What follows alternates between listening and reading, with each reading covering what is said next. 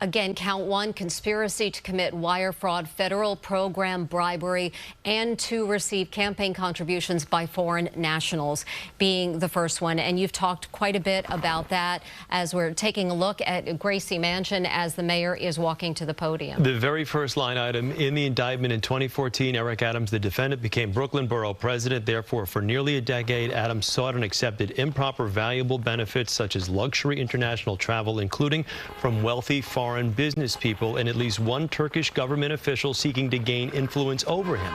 By 2018, Adams, who had then been made known his plans to run for mayor of New York City, not only accepted, but then sought illegal campaign contributions to his 2021 campaign. Let's listen from the mayor right now. The things that you have done are unconscionable. You hurt our schools, our streets are dirty, our children are harassed by the police. This is ridiculous. This is ridiculous. You can shush me all you want, but the people are with us. And this is not a black day. This is a justice day. First of all, I want to thank you for being here this morning. And I want to thank the supporters of all ethnic groups that are here, particularly the men and women of the clergy that's here, that have joined me here today. And we are not surprised. We expected this. This is not surprising to us at all. The actions that have unfolded over the last 10 months, the leaks, the commentary, the demonizing, this did not surprise us that we reached this day. And I ask New Yorkers to wait to hear our defense before making any judgments. In about 30 minutes, you're going to hear a story of the case that is in front of us. This story will come from the federal prosecutors. And I ask to wait and hear our side to this narrative. From here, my attorneys will take care of the case so I can take care of the city. My day-to-day will not change. I will continue to do the job for 8.3 million New Yorkers that I was elected to do. Amen. And the 300,000 plus employees of our city government will continue to do their jobs, because this is what we do as New Yorkers. It's an insult to the hardworking people of this city that anyone would say that they won't do their jobs while this case proceeds in the background. They are dedicated public servants, and I have been one of them for many years. And they're going to continue to do their job, moving the city forward every day. It's an unfortunate day, and it's a painful day. But inside of all of that, it's a day where we will finally reveal why for 10 months I have gone through this. And I look forward to defending myself and defending the people of this city as I've done throughout my entire professional career. That's right.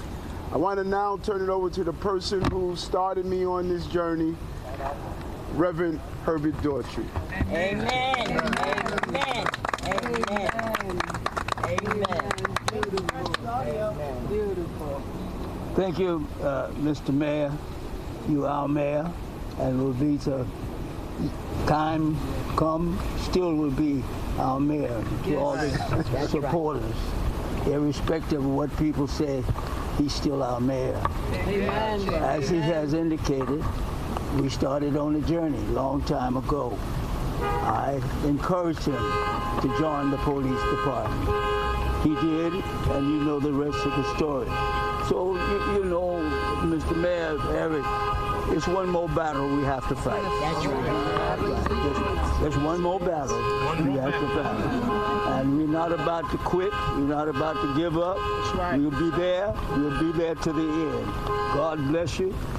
God be with you. We're going to win this fight. And two, let me get an umbrella, put it on the device so the water won't get inside there, Robbie.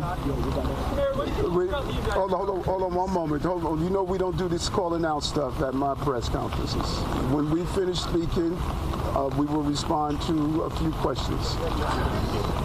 We just want to cover that. Are you good, Robbie?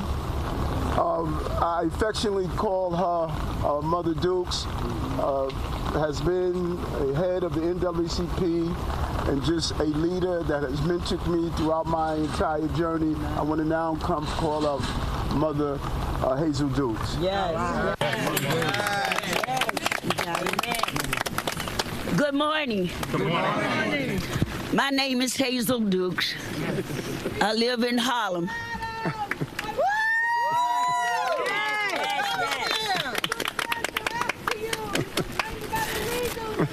I'm 90. Would you be quiet? Would you shut up? I'm 92 years of age. Yes. I've known this young man for over 40 years.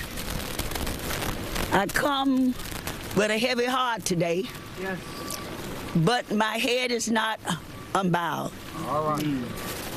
He's going to have his day in court. And we're going to stand by him.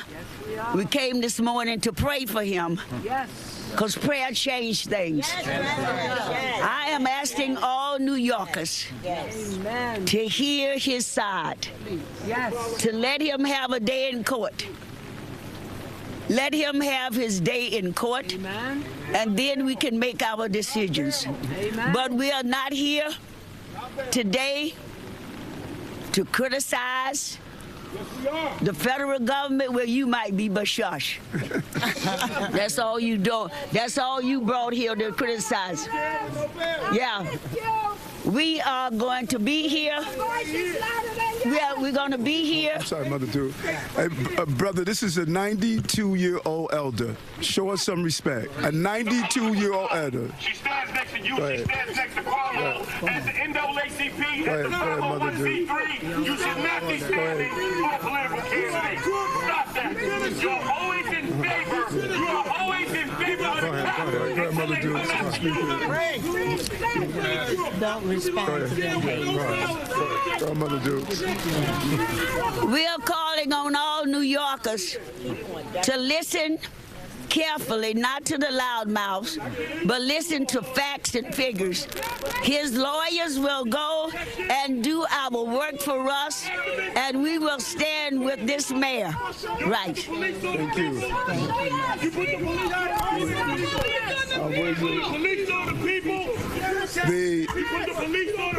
We want to now bring one of our amazing bishops up forward now. Bishop. You're an embarrassment.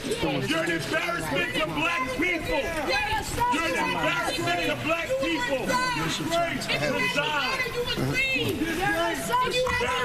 We are admonished to be angry and sin not. We can have our anger and we move forward. We move forward. We move forward. We move forward. We move forward. None of us.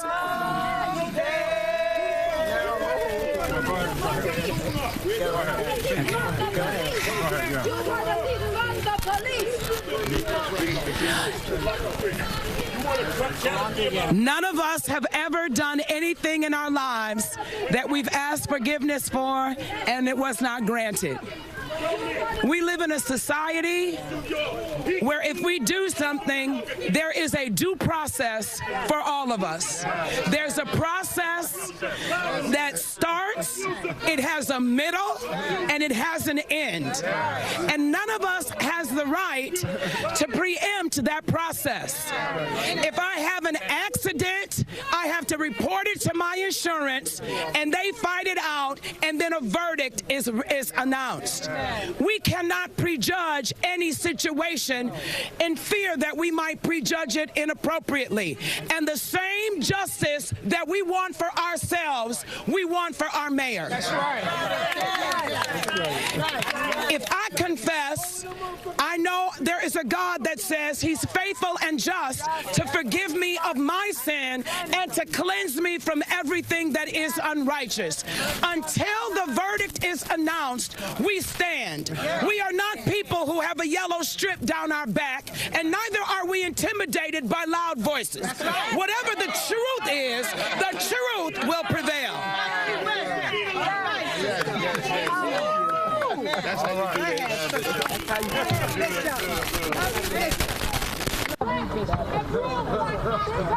Good morning, my fellow New Yorkers. Good morning. My fellow New Yorkers, I wanted to let you know Mayor Eric Adams, whom you know for 62 years, who served you in the 80s and 90s when New York was facing the worst time in its history, is the same mayor that's standing right here, is the same mayor that will stand tomorrow, and is the same mayor that will be re-elected. 62 years will not be replaced by 5 indictments that will be fought and will be exonerated. Give him a chance. Give him a chance and hear his side of the story. We know him and we should give him a chance. Thank you and God bless you. Come on, my girl. When the real war is Jackie Rowe Adams.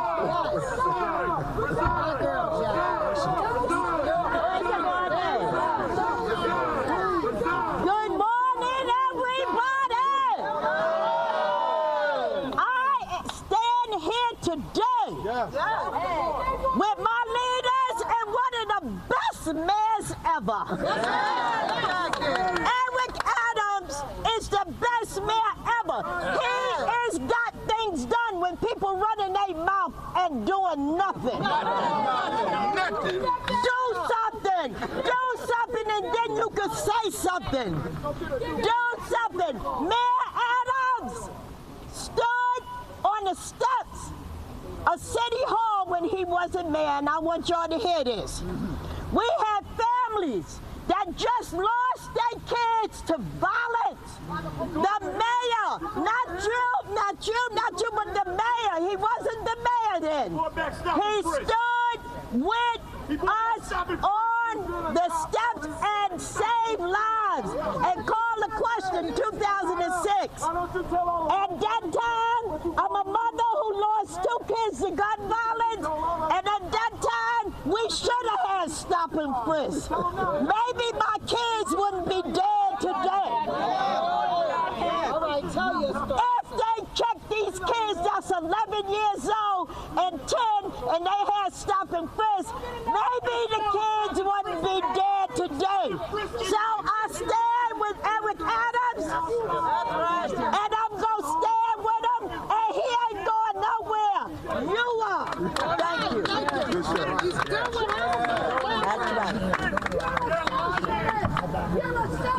Good afternoon, everybody. I'm just here to say that Mayor Adams has stood with us, and we're here now as the United Clergy Coalition to say we will stand with him. First of all, everybody deserves due process. Just because an indictment come against you, it does not mean that you are guilty. Let the process go out like every American citizen has the right to do. If you don't like him, don't vote for him, but he's not resigning, he's not quitting, and we stand behind him and say the community's behind him, and we want him reelected. Go talk to Donald Trump with 34 counts, and you ain't protesting nowhere. That burns me up. Going to the polls. Now he's going to the polls.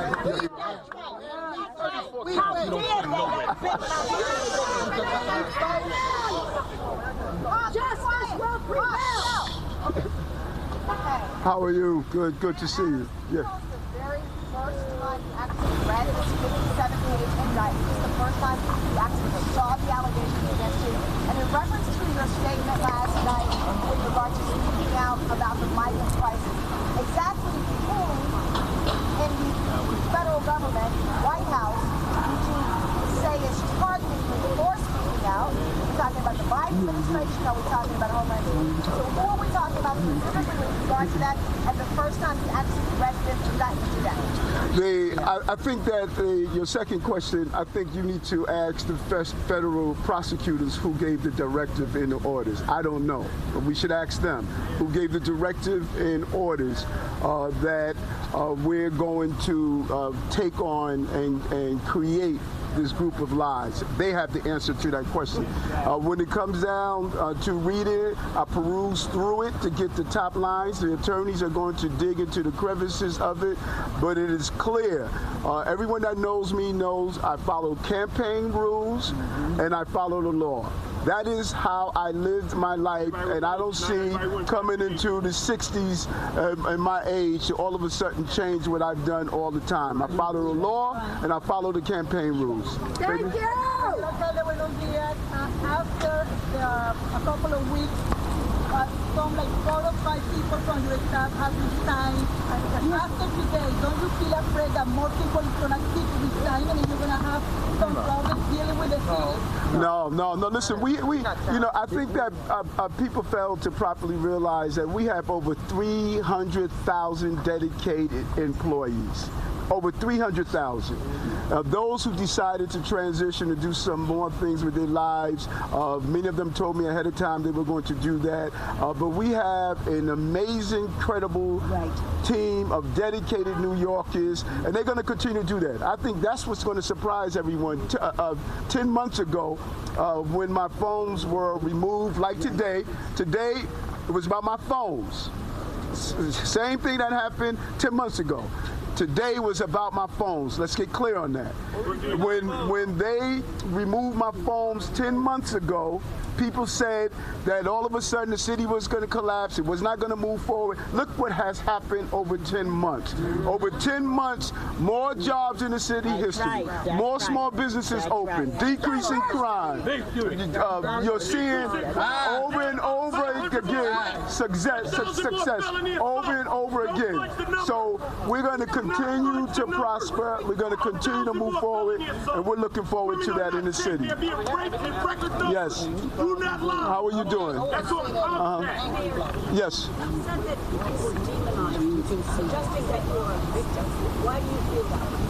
Well, listen, I think that when you do an analysis, and all of you have covered this, it is a felony to release a grand jury communications. That's a felony. So you can't break the law to enforce the law.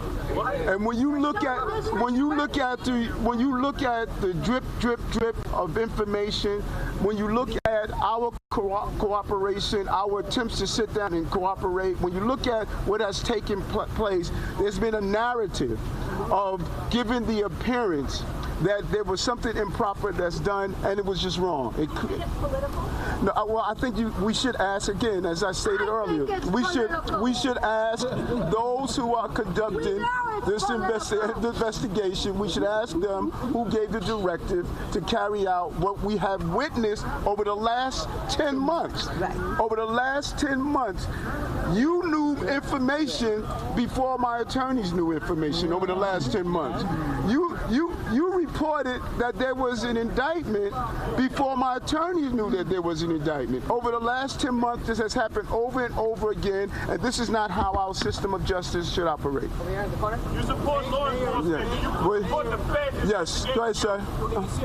Yes. Mayor, the indictment has been unsealed. Now we know the federal government is looking into your campaign and supposed influences in your campaign when you decided to be mayor. Yes. But you have suggested publicly that now you are a target of the federal government because of sticking with New York.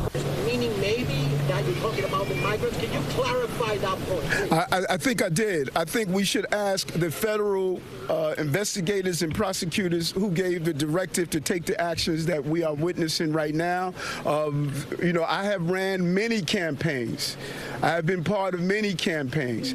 And the scrutiny of those campaigns always revealed the same thing. I follow the rules. I follow the law. I do not do anything that's going to participate in illegal campaign activity, and I will not do that. And I've instructed, not only in writing, but in verbal conversation to the team, we do not participate in straw donors. We do not participate in foreign donors. We know what those rules are, and we comply with those rules. And I think that my attorneys are going to reveal that as we move forward. Mayor, who is your point person dealing with major city businesses? You deal with this. That's number one. And number two, is there any circumstance by which you would resign? No. Listen, I'm here. I was elected by the people of this city, over 700,000 strong. Absolutely. And this is a city. This is a city that is extremely resilient. This is a city that we have gone through some difficult and hard times, and we're going to continue to move forward as a city. And that's what that's shown. I think the narrative here that's missing. 10 months ago, when my phones were removed, we have not gone backwards. We have not stood still. We showed how we operate during difficult times. And when you say who's the point person that's going to deal with business communities, who's going to deal with the business of running the city, the point person is Eric Adams. I'm the mayor of the city of New York. And I have a competent team, a competent team of deputy mayors, a competent team of people who are going to continue to lead forward, and we're excited about that. Okay, go ahead, Katie. You say this is retaliation for speaking out against the migrant crisis, but according to the indictment, it dates back to your 2021 campaign, the name of co-conspirator. You said you deleted messages from. I mean, the allegations seem to go in line with what we've been reporting for at least a year, almost a year. What do you say to that? I mean, you said you traveled to these countries. Do you deny that you took any kickbacks from these countries? Do you deny that you intervened on behalf of What is your question? Yeah, that's an elaborate question. All the allegations in the 54-page indictment. Have you guys had listen, my legal team, thank you. My legal team is going to peruse the entire indictment. We got it today when it was released. The news media received information before we did, as they have been receiving for the last 10 months. It appears as though the goal is to try this case publicly and not in the criminal justice system that's in place. And so based on what I read, it's clear that if it's campaign violations, I know I don't violate the campaign. That's right. If it's foreign donors, I know I don't take money from foreign donors. And I verbalize that to the team, both in writing and both in communication. And we will continue to do that. And we look forward for the legal team to handle this as I handle the city of New York and continue the success that we've witnessed in the last 2 years and 9 months as the mayor of the city of New York. Thank you very much. Thank you.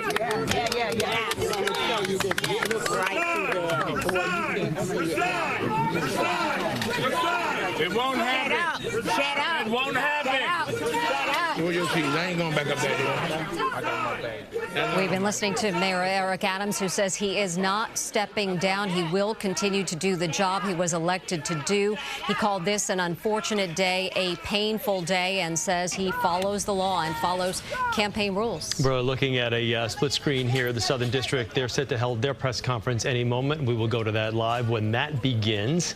But Marsha, we'll bring you back in here real quickly.